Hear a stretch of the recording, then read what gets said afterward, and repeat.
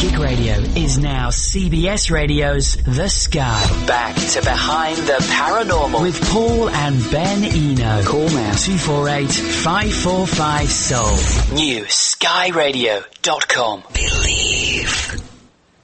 What is psychic warfare? What is long-distance healing? Are all belief systems valid? Hello there, and welcome to the 310th broadcast of Behind the Paranormal with Paul and Ben Eno. And those questions came from my co-host and partner in the paranormal, my dad. But let's get right to our guest. Reverend Nita Hickok has carried on a psychic and healing ministry for 40 years. Her official bio says she is an expert in exorcism, psychic warfare, soul healing, angelology, demonology, energy healing, long-distance healing, astral healing, and much more. It also says she is the original astral healer, unquote, quote-unquote. In her own words, quote, I started being interested in psychic abilities and the occult when I was 16 years old. I was hypnotized and found out that I had been reincarnated. They also tested me for psychic abilities, and I was found to be a high-functioning clairvoyant. I was able to see, what is in a desk drawer at a room next door and describe what was in a box. I described the cotton filling and the beautiful antique garnet brooch. I was interested in unusual subjects from that moment onward. I started doing ceremonial magic when I was 17 years old. My teachers found me and wanted me to join their mystery school. I learned from what they taught me and others' mistakes. I also taught earth magic, was also taught earth magic and ceremonial magic at the same time.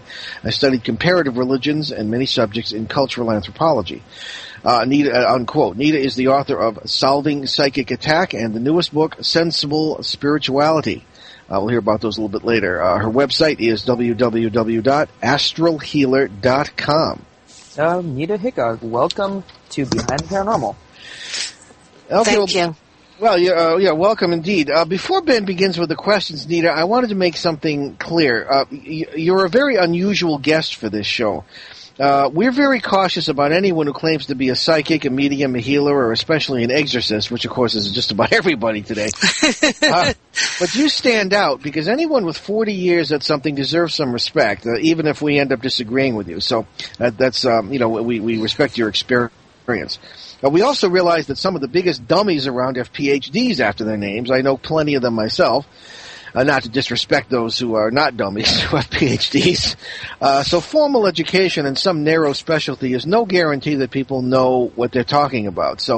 And there are plenty of people who are wonderfully gifted but have little or no formal education. Thomas Edison, for one. He stole all his ideas from people. Well, that's not my point. Well, maybe, I don't know. Well, anyways, Ben, thanks a lot. So any questions we ask about your background are asked in that spirit. But his assistant didn't have a PhD, and he had really good ideas. Well, why don't we do a Sean Thomas Edison some other time? Okay. All right. That's how it's okay. Anyway. I haven't stolen my ideas. Most of the time, I have people tell me, well, the books don't say that, so... I'm Thomas Edison. Yeah. Well, he had 3 months of formal education, and most of his teachers considered him an idiot.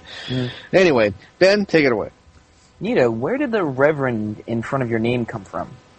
The Reverend came from my joining an interfaith church that believes in all religions being valid. It's the Church of the Seven Plains, and they accept everybody and feel that if you have a call to God where you are using your abilities for good in a form of spiritual counseling or in any form of ministry which helps others, it is valid.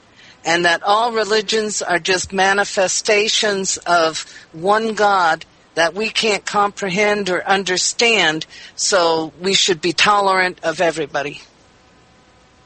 Okay. Well, I guess that makes sense. So you were a young girl when you got started, and where did you live at the time? And can you tell us what kind of experiences you had to get where you started? Well, I really have had experiences all my life. I'm one of those people that if I'm in a place where there's anything going on with something weird or strange, it'll appear around me. And that's happened since I was born.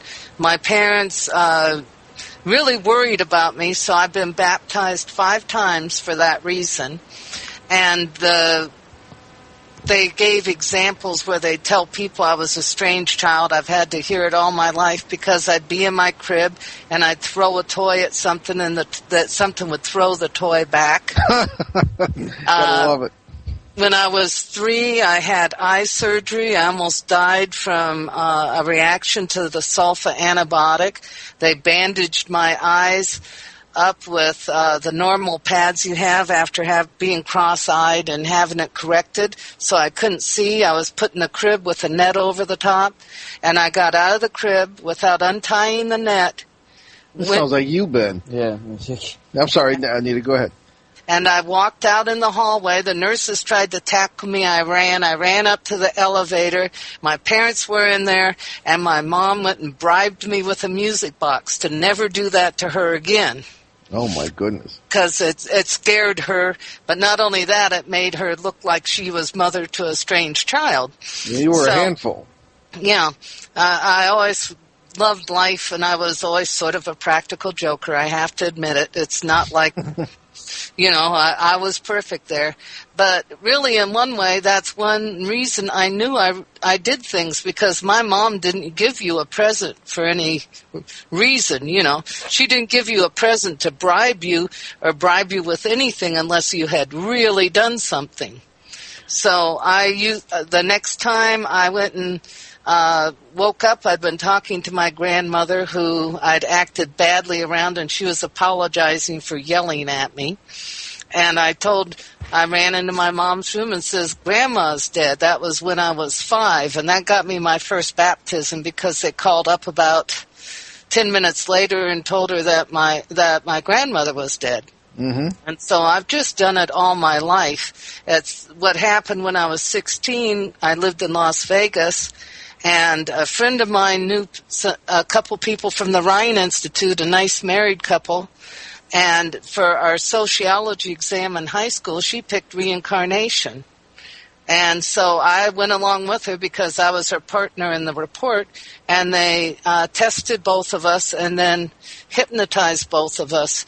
And I used to have a tape before all the magnetic stuff fell off it that actually had me speaking in ancient Mongolian. Okay, well, I want to get into all that, too. Teenagers happen to that, so. Okay, well, when you were 16 or 17, then Ben actually has the question here. Oh, yeah, so did people take you seriously at that age? No. No, the only ones that took me seriously was the ones that tested me for the Ryan Institute. They told my mother. My mother said she wasn't going to be mother to a freak or have me made into a freak, and wanted me taken off the list, and that's how I just ended up with the tape and nothing else. So there wasn't much understanding from your family? At that time, and I always tell Ben how lucky he is, 19, and he's considered internationally to be, something of an authority, which is pretty good for somebody that young. Well, to any... Nobody takes you seriously usually until you're at least 40. Yeah. Anyway, and Nita, you say also that your experiences taught you that quote, this is a quote from your bio too, all gods and goddesses are valid and that they are part of one divine force that is incomprehensible to us who are incarnated upon this earth. No one can understand God, so everyone has choices in how they connect to God. This makes all belief systems valid, unquote. And now my question is, I can't believe that you would include in that these nasty backdoor gods that demand human sacrifice and human blood. No. Because they're still around, believe me. No, it's not so much including them, even though God encompasses everything and allows everything that happens to happen. What I feel this is some people have a dark side to them. And so they create these nasty backdoor gods because that's the only divine they want to connect to. And it's the same thing, like the Hindu religion has 5 million gods, is a lovely religion, but how could you see 5 million gods? And it has to be a personal interpretation of how they connect to God for that to happen. Oh, no, I understand that. It's just that looking at... But human do history. I call them a god? Most of the time, no. I wouldn't call them a god. But the fact is, if people worship him as a god, I'm not going to go along with anything that I myself personally would not do. Yeah. But the fact is if they're doing this and they're making sacrifices, and the reason I brought up the Hindu gods was sometimes there are sacrifices there. There's even a branch of yoga where cannibalism is approved of. That's true. Most people don't realize. So, no, I don't really approve of those, but there's some people, that's the only way they can connect to the divine, and I have to feel sorry for them on one level, but in another level, if that's what they're trying to do, is connect to God, I mean, but most of the time I believe that ones like that have a tendency not to want to connect to the divine love, divine light. They want to connect to the part of the divine that is Yeah, there is a dark side to the the dark side, where that's the only thing they can accept in their lives. And I would not want to be one of those people, no, but they have a right to make that mistake for themselves.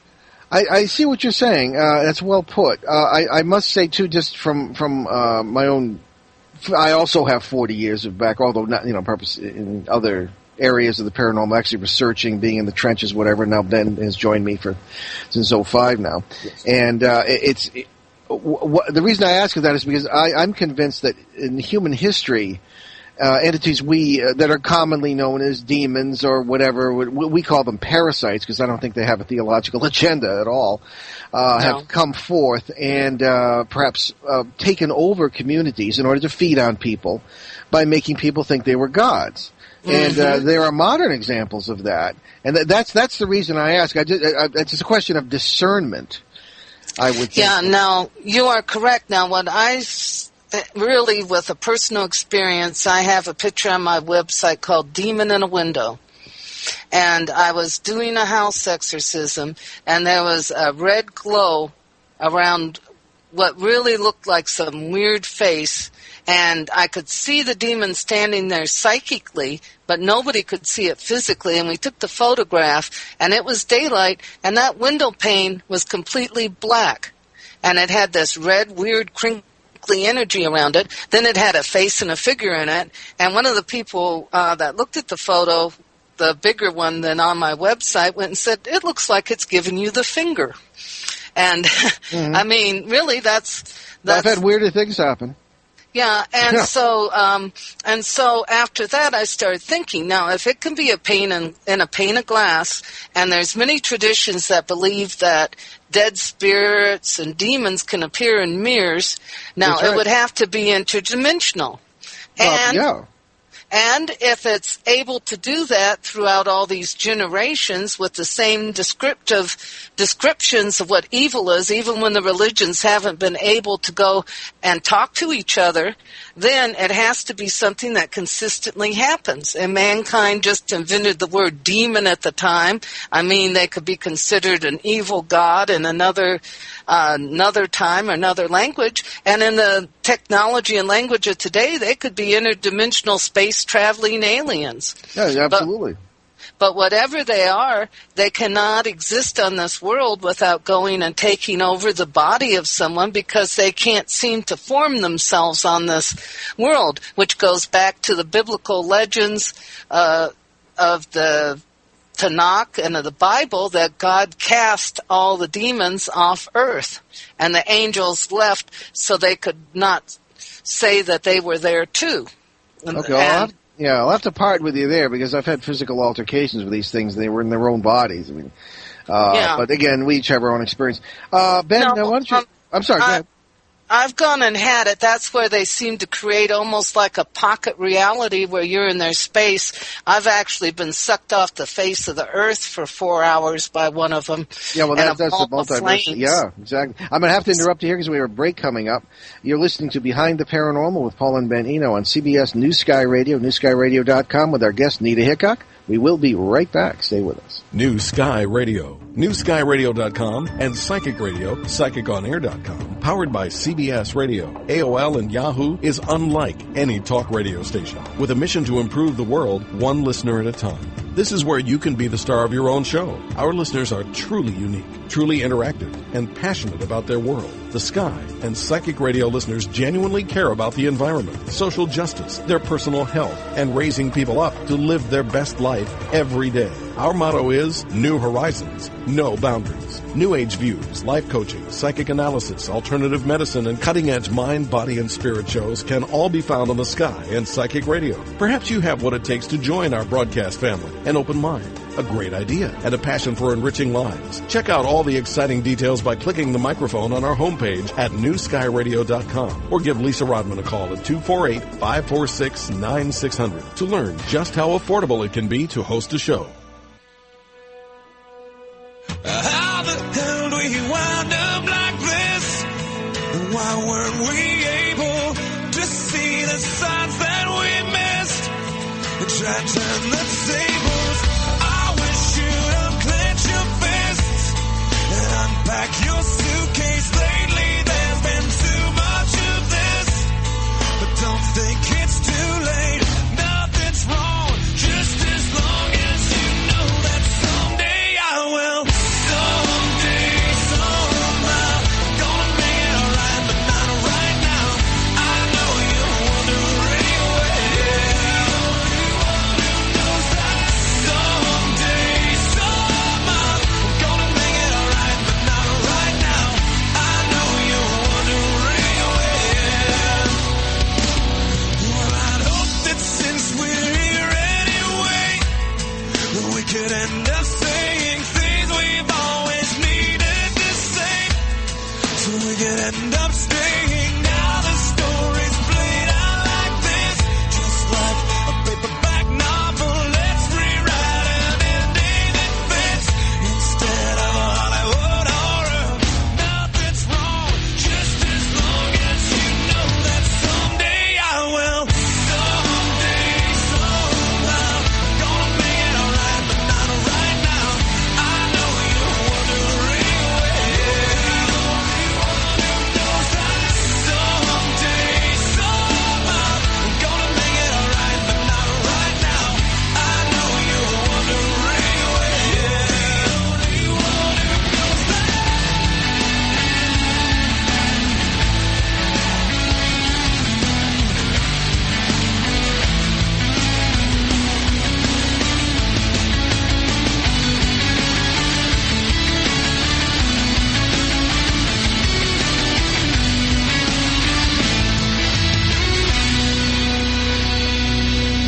how the hell do we wind up like this?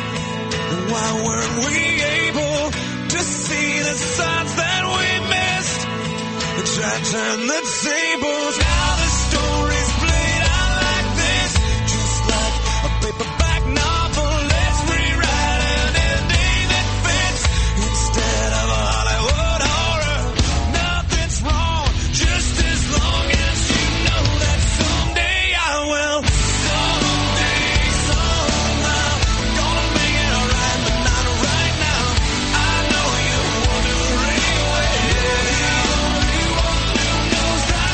someday, somehow, I'm gonna make it alright, but not right now. Psychic Radio is now CBS Radio's The Sky. Back to Behind the Paranormal with Paul and Ben Eno. Call now 248-545-SOUL. NewSkyRadio.com. And we're back behind the paranormal with our guest, Nita Hickok. And Nita has described, I want to get into the exorcism thing with Nita, especially her experience of being literally taken out of the world briefly. And I've very rarely heard of that. I have, but we're going to continue with our regular questions first. Ben has the next one. Yes. So can you explain your statement, quote, I did countless exorcisms in the first 12 years of study, and I helped out everyone in the group I was in that had made mistakes. What was the group you were working with, and what qualifications or what qualified you to do exorcisms? Okay, what qualified me to do exorcisms was my first exorcism, because they figured if I survived that one, I was capable of helping other people. And also, I was in a mystery school at that time, studying both, and I ended up being high-ranking. The qualifications for it was, like, for the earth magic to get to priestess level, you had to be able to write your own grimoire through an ancestral link, an ancestor, and I did that. And an ancestral what, please? I didn't quite catch. An ancestral spirit. Most earth magic. I got you. I thought you said Lincoln in there somewhere. I mean, had to be related to Abraham Lincoln or something. No. Okay, sorry, I misheard you. And most shamans end up having it run in their bloodline. And you will always have an ancestor or ancestress that developed their own methods and had their own knowledge, and they expected you to be able to connect good enough with your own abilities to be able to write a book of their spells and rituals. Mm-hmm. Okay, were you a Wiccan, or are you a Wiccan? No, okay. I'm not Wiccan. Really, I would be considered more eclectic than anything else. Okay, I got you. Yeah, I have great respect for that. Okay. Ben, go ahead. We'll continue with the exorcism thing. Well, no, there was one other part of the question. What group was it you were working with? I was working with a mystery school in Los Angeles that is since no longer operative. And if it's a mystery school, that means you end up being picked by them, and you don't really give out the names or talk about it. It was during the 70s, 1970 to be exact. That's why it's a mystery school, Ben. But in the ancient world, mystery religions and mystery schools were very, very common. At least the term comes from those times. And you can argue, interestingly, and I'm sure that Nita will agree, that Christianity, in its original form at least, was a classic mystery school. You throw the catechumens out, and you have the sort of the transformation of the Eucharist, as it was kind of a only for the members, and there was this sort of thing, not to the point where the Gnostics would have it, but it's an old tradition to have these sorts of things. So okay, is that okay? That was just that part of the question. Right. So, in your opinion, how do people get into a position where they need an exorcism? Well, there's a number of ways, and I found that every person seems to be different. But the main thing always ends up being that they are in a place where they draw in more negativity than positive energies. And it can depend upon the land that the house is built on. It can actually be a whole area where you would look at that area and say, wow, all these people have the same problems. It could be through a weakness within their energy system. It could be through having talents they do not know how to control and seeing bad things and drawing them into themselves. It is normally an attack through the back neck chakra that does this. It could be trying to channel spirits and getting the wrong spirits. Yeah. It could be also a problem with family sending spirits at them, people hating them, sending spirits at them. And it could be from past lifetimes, too, where a spirit actually follows them from one life to another because they made some sort of agreement or contract. See, we find very much the same thing as you described, particularly with the land and where people live, the circumstances, and all sorts of ducks sort of have to be lined up in order. And from our experience, possession is naturally the extreme end of the activities of what we would call parasites. Poltergeist being one of those steps as well. And I'm sure you found this too. One of the worst things that I find, Ben hasn't quite run into this yet, but is when the victim bonds with whatever you want to call it. We call it a parasite, you might call it whatever, and having to wade in and disentangle that, and that of course is a step toward the possession as I've experienced it.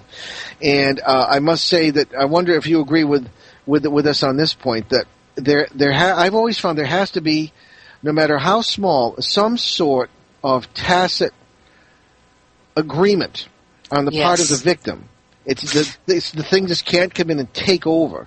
It's got to be, even no matter how small. And you know, Nita, I think of it as Jonathan Harker standing at the door of Dracula's castle in the Dracula story, and the Count saying, "Enter of your own free will." In other words, he couldn't just take him; he had to enter of his own free will. And that, in a way, may be being a holdover of old folklore, which does reflect ancient truths. Folklore does. So, what say you? I agree with that, and I even have had a few clients that were younger that played video games all the time, where they signed their soul over in the video games, and it seemed to affect them. The main thing I have noticed recently, which has really been sort of horrifying to me in some ways, is that there's a phenomenon I call half-souls, and this is people who, after they were born, went and got angry or hateful. The one incident I'm quoting, the two sisters got in a fight, and the one sister used her fingernails to claw down the other sister's face. The other sister broke off her fingernails, and she went and damned them to hell and says, "I wish you and your friends would die." And they went out there, and the sisters' friends had their heads cut off by a wire over a canal that they didn't see. They were riding motorcycles, and the sister didn't, and the sister went crazy after that. Oh boy! And has been, and the other sister who wasn't affected asked me to help, and the sister that had done this, I did everything I could think of to try to unhook her from that demon, and then I had to realize, or demon, parasite, whatever you want to call it, I had to realize that this sister made constant agreements with this parasite to get her own way, to hurt other people, and I could help the other sister a little bit, but but really it was like the angels and everybody just threw up their hands and said, "Forget it, she wants it there." Yeah. I hear you. I hear you loud and clear, because there have been many cases I've seen, especially where young people have appreciated the attention they receive, especially from this, some kind of cosmic friend or whatever they think it is, and it's really, really bad. And I'll add one more thing, and I'm sure you'll agree with this. One of the worst byproducts of these goofy shows on television, whether it be about ghost hunting, a term that I detest, or any of these paranormal shows, I think they are, whether they mean to or not, attracting young people to start getting involved in the occult in the worst possible ways.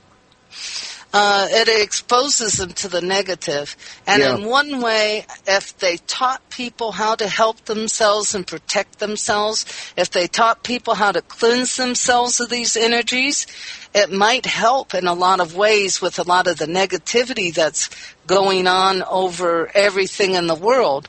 But they don't. And that's my dislike of them. They never show the problem being solved. Okay. Well, Ben's got another question. So what's the difference between an exorcism and removing a curse? Okay, an exorcism is basically a phrase used by the Catholic Church to describe a priest removing a spirit. That can also be called a banishing, a cleansing, and a clearing. But it's just, people understand it when you say exorcism. They don't understand, I cleared a person, or I banished a person, Now, on attack with curses or hexes, it actually changes the energies around the people. So the most they do is draw in all the negative energies around them. They have everything turn bad. Their pets die. I mean, they sound like a really bad country western song. Yeah. When their lives when they look at their lives, they can't seem to do anything right. People react badly to them, and it's all because of how they are perceived. And it's almost like something puts a veil or shadow over them with a, "I am a jerk, kick me," put on the back would be one example. Yeah. I smell bad.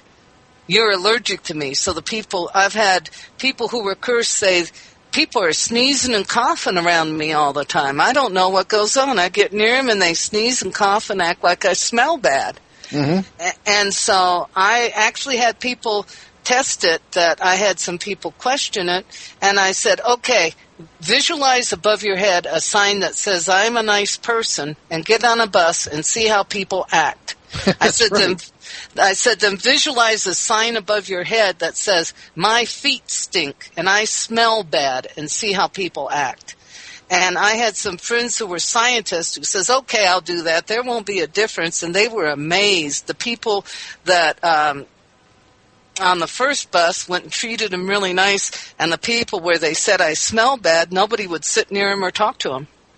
You know, it's funny. You brought up an incident from my military training, and this is an awful example because we're trying to be positive here. But you think, you know, we were taught to think, I am the wind in the grass, and people wouldn't see you.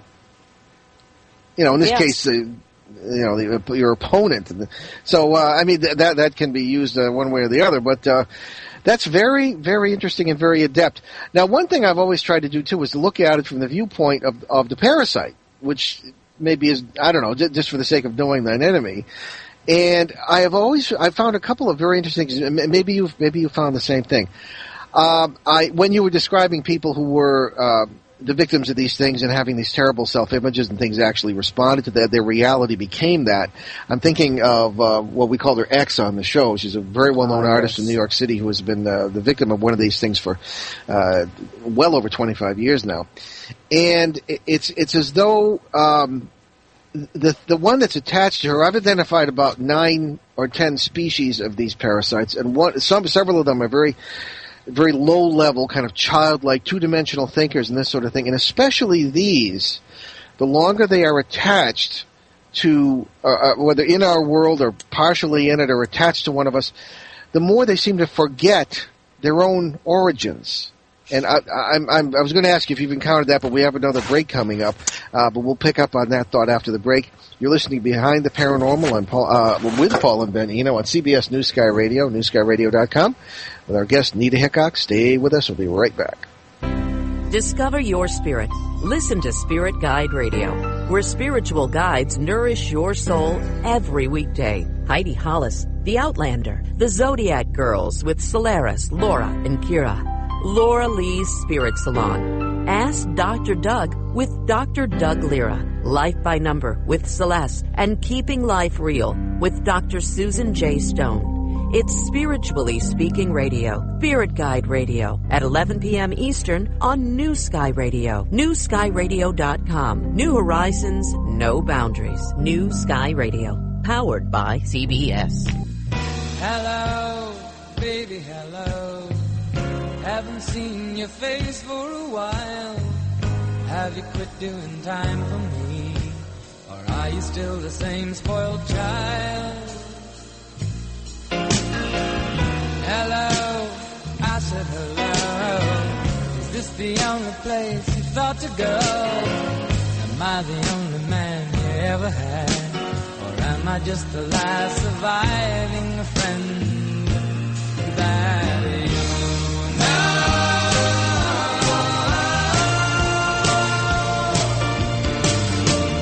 Harmony and me were pretty good company. Looking for an island in our boat upon the sea. Harmony, gee, I really love you, and I wanna love you forever. And dream of never, never, never leaving harmony. Harmony, gee, I really love you, and I wanna love you forever. And dream of never, never, never leaving harmony. Hello, baby, hello. Open up your heart and let your feelings flow. You're not lucky knowing me, keeping the speed real slow. In any case, I set my own pace by stealing the show. Say hello, hello.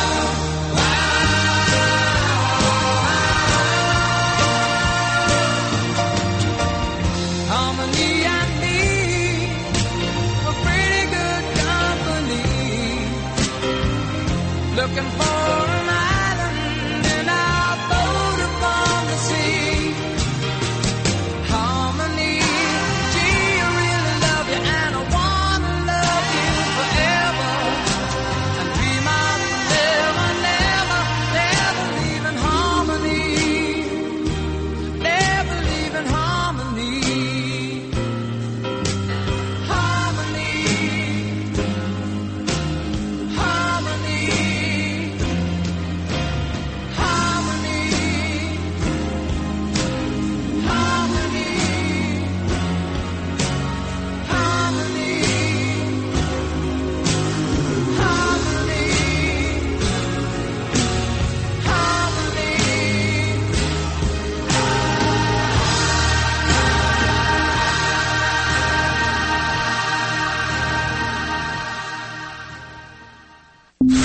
Psychic Radio is now CBS Radio's The Sky. Back to Behind the Paranormal with Paul and Ben Eno. Call now 248-545-SOUL. New skyradio.com.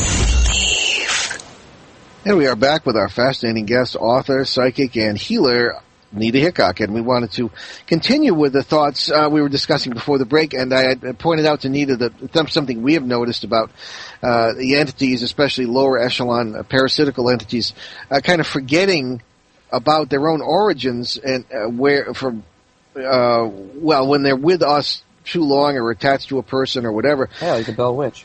Yeah, like the Bell Witch case in Tennessee we often talk about. And that is seemingly a problem for them because they're afraid to separate from the person you're trying to separate them from because they don't know what to do or where to go. Have you run into that, Anita? Or Nita, I'm sorry. Yeah, and Nita's sort of hard to remember at times. But I had this happen a number of times, and it was almost like they were drawing in all the emotions and energies around, and it seemed like they almost were hooked to the other side. So I really wondered if they aren't the parasite or demon version of radio or TV, because they are limited in their worlds. They are so alien that they don't have our emotions. They don't think the way we do. Exactly. So for them, it's sort of exciting to do this on this world and with all the people. That's how come they try to possess people and come over here, is because they are getting something out of it different than where they exist. And that's the only reason anyone ever does anything, or any being would do it, would be they get a benefit from what they're doing here. And I think most of that is living through our bodies, our experiences, and our emotions. Well, that's interesting, too. And we had pointed out as well the danger of young people getting involved in this, because I've seen these things very often start up by feeding the egos of many young people. And the young people today in our society, are, as Ben will tell you, are very alienated very often. Now, Ben, you've had some friends who have had parasitical experiences, so to speak, or have been courted by them, ego-wise, and that sort of thing. Yeah, I have. Yeah, so... but it's encouraged by a lot of things, because, I'm a college student. I don't go to, like, a real college, quote-unquote. I go to a community college, but most college campuses I visit are not the most positive places in the world, because there's ridiculous amounts of binge drinking and, like, all these horrible, horrible things. Like, one time I visited my girlfriend's college, a kid got sucker punched in the face, like, right outside her door, and it's like the environments that my generation is stuck into are just so terrible, and we can't take care of ourselves, because we're idiots, and it leads to all sorts of terrible, terrible things. The present company accepted, you're no idiot. But anyway, I see your point. It's terrible. So, did you have anything to ask Anita right now? Before Anita, why do I keep saying? I have a good friend, Anita. Anyway, before we continue with some of these, well, I know that with my travels, I really enjoyed the Philippines, and I realized why. I don't have any children myself, but the children over there had manners. They were taught respect. Mm-hmm. They didn't interrupt you, and they didn't act as big of idiots. And right. I had to say, gee, I went and, I thought about it, and I says, why don't I like these, my children in my own country most of the time? And it's because of the fact that they don't have any respect for themselves or others a lot of times, and they don't think anything's more important than what they want to do. Mm-hmm. And if you have anything tie into an ego like that, and the parents haven't taught them ethics, then that person will do almost anything. That leaves them vulnerable to what we've been talking about, certainly. So we've been destroying ourselves. Yeah.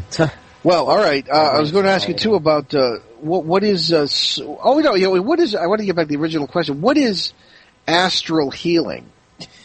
Astral healing is my being able to control my astral travel and out-of-body experiences, where I pull my body, including on the etheric level, where I can stand there on a real-time etheric level, and people have actually felt my hands on them like I was standing there with them, hands-on healing them.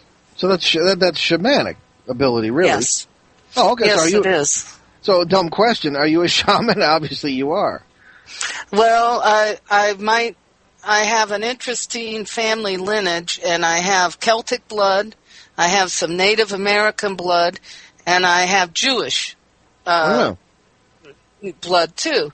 So all of those combined, I think, made it so that I have a lot of talents that really are more or less heredity just through what I've gone and have in my bloodline. So that's a shamanic ability, and so is distant healing. It's being able to create a pocket reality where you exist on some level right by the person and can do it from a distance.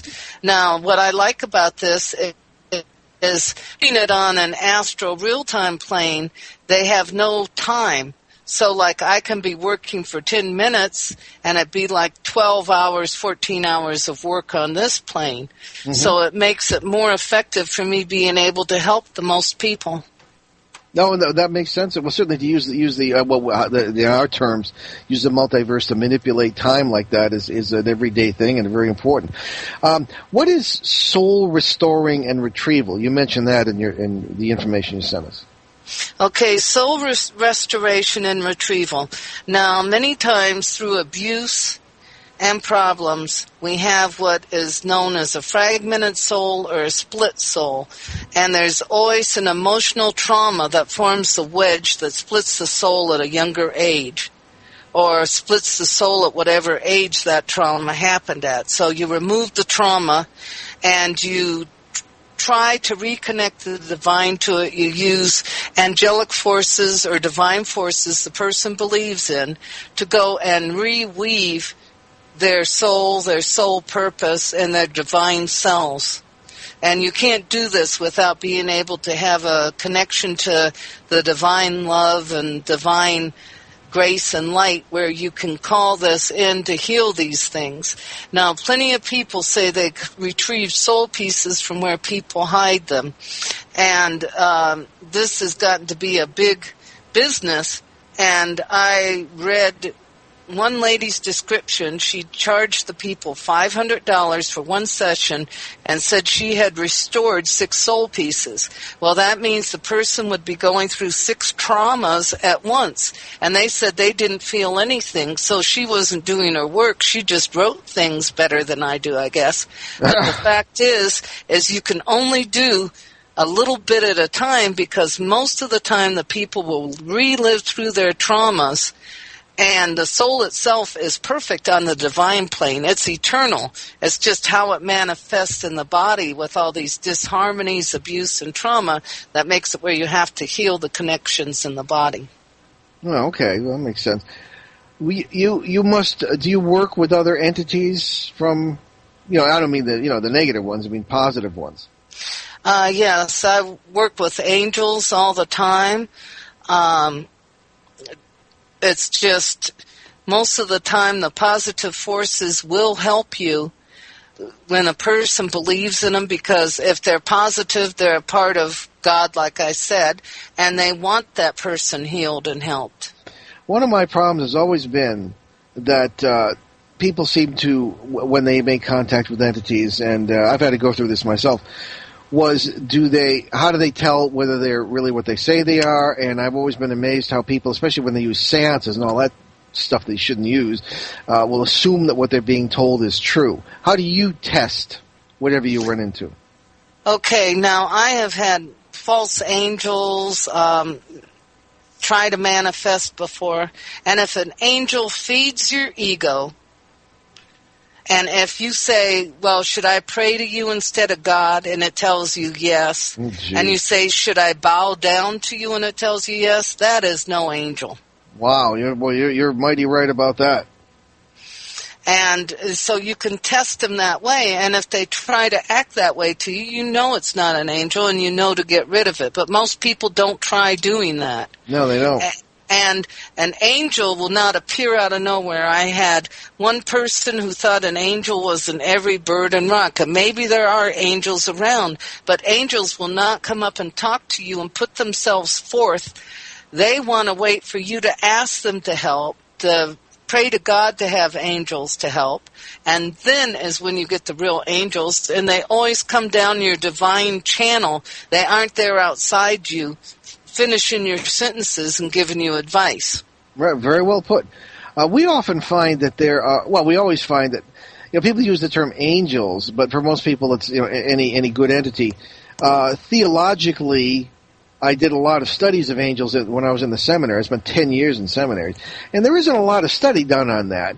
They're sort of, they're there in the Bible, and they're there here and there, but people don't generally do, graduate treatises on them and stuff like that.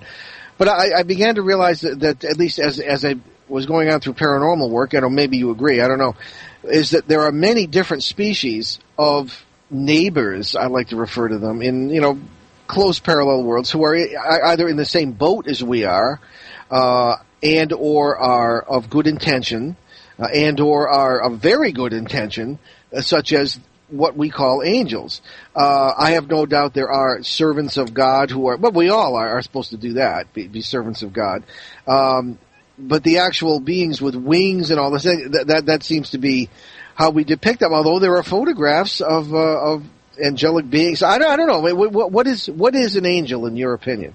After I went on rambling like that. Well, angels to me really aren't like the standard forms they show. I mean, I really see them more along the Jewish lines, like the bearers of the throne, the ones that are shaped like wheels. Mm-hmm. They have many different shapes. And I can't believe God would just create humanity, so maybe they are manifestations of higher level energy beings that can come to this earth and do help humans that need help.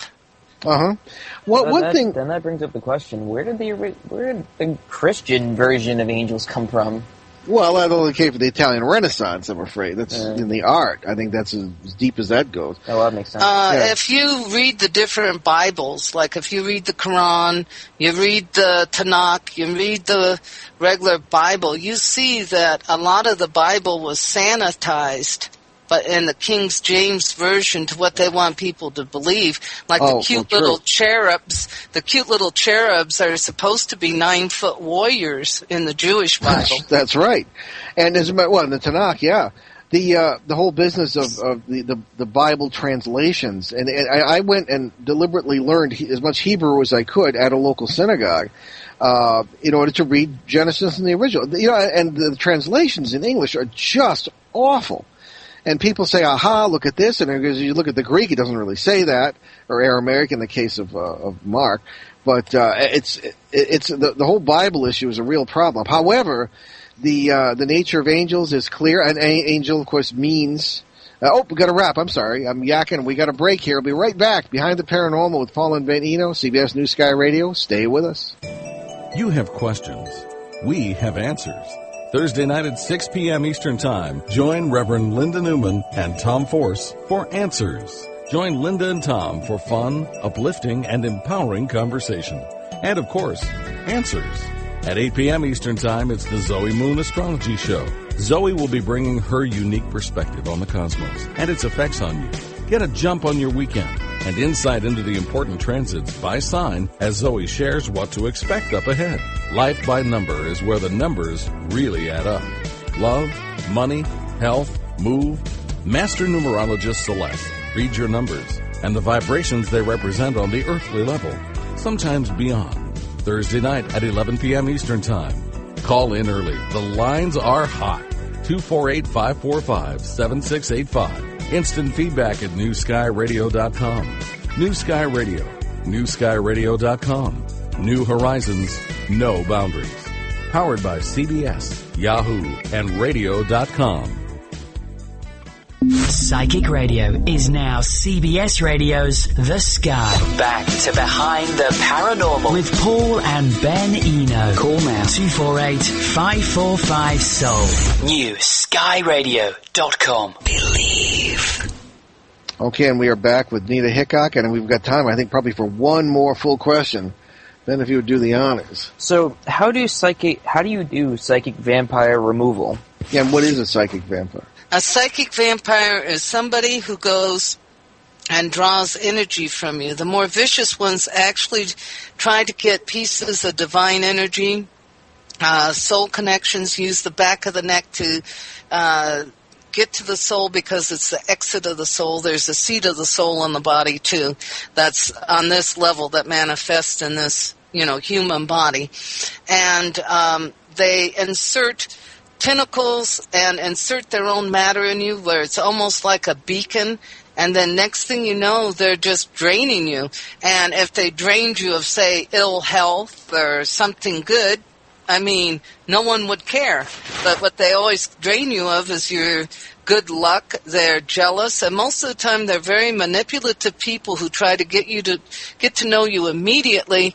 And then it's like they turn on you. You're supposed to play a role. And next thing you know, you just can't figure out why they're acting that way.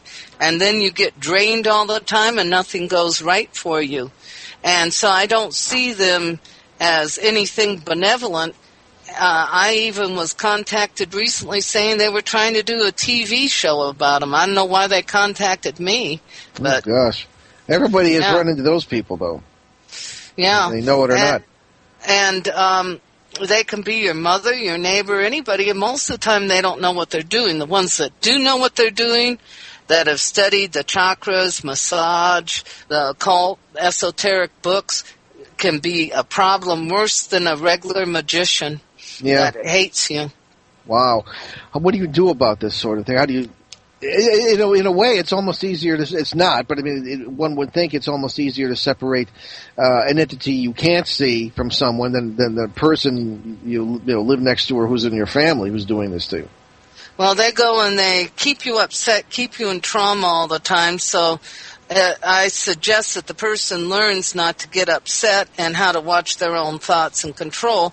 And then I have some methods which are basically shields where they draw on the energies of the deaths of your ancestors. So the only thing they get off you is death. So you're rather inedible, so they don't want to bother with you. Interesting. We're very big on ancestors. You don't often hear that in the West, but we have very often used ancestors to help fight parasites or to help get people out of other paranormal situations situations that are uncomfortable. So, okay, excellent. Well, and Nita, we're just about out of time here, and we're going to wrap up the show. And we wanted to thank you so much for being with us. I must say, I'm impressed. I didn't expect someone with the feet on the ground as you have. I think that's important, and we're definitely going to have you back. Yes. But I want to give you a chance to talk about your books and your website. I have a project that I'm trying to get donations for, which is clearing the energies of negativity from countries. I wanted to ask about that, yeah. If you look at what's happening in the U.S. today, it's like everything brings our worst fear alive because we have so many layers of negative energies. And I've tried correcting it, but it isn't in small spots. It's also hooked overseas in our economy, our business dealings. And the Orient seems to be the spot where I've been more or less called to try to work on that. And the Philippines, Korea, all those places seem to have our energies tied up in them from World War II, and also the natural disasters, the genocide, the Vietnam War. And I feel that if we can change the energies so they aren't kept frozen in place, we can help release some positive change that'll help our economy, will free us from past failures such as the war in Vietnam and other places, and help us move on to where we aren't bringing our worst fears alive. Well, people should never underestimate the power of such action, especially when we do it together. Yeah, I've seen it happen. Well, Nita, thank you so much for being with us, and we'll be in touch off the air, and thanks again. Ben, any final? You were a pleasure to have on the show. Thank you. Coming from him, that's a real compliment. Okay. Thank you, Nita. Okay. All right, folks. Nita Hickok. Check it out. And if you live in southeastern New England, Ben and I are teaching a course at Learning Connection, Providence, Rhode Island. Exploring the Paranormal, and that next session begins Saturday, February 11th from 1 to 3 p.m. It'll be a 5-week course, including 2 field trips to sites of interesting cases. So many thanks to our producer, Will Cosmic, and we will see you next Sunday, January 22nd, when my dad and I will welcome the great British cryptozoologist, Richard Freeman, for some adventures in cryptozoology. And in the meantime, tune into our New England Drive Time show on WOON 1240 AM and ONWorldwide.com at 6 p.m. Eastern Time every Monday. And you can always get free podcasts of all our shows, along with show schedules and guest information at www.behindtheparanormal.com. And we do suggest you watch check Richard Freeman out. He's a very interesting fellow. If you watch Animal Planet or many of the other channels that air paranormal shows that have to do with cryptozoology, you've probably seen Richard Freeman. He's a very prominent fellow, and we're very much looking forward to having him on the show. We will be having, I guess it's another station, so I'm not supposed to really talk about it, a 2-part series on exorcism from the experience that I have had with it, and we'll let you know more about that next week. So again, we leave you with a thought from the great Roman poet Horace, who lived in the 1st century BC. Quote, Carpe diem, that's seize the day in Latin. Rejoice while you are alive, enjoy the day, live life to the fullest, make the most of what you have. It is later than you think. Unquote. Thanks for joining us on our great cosmic journey, and we will see you next time.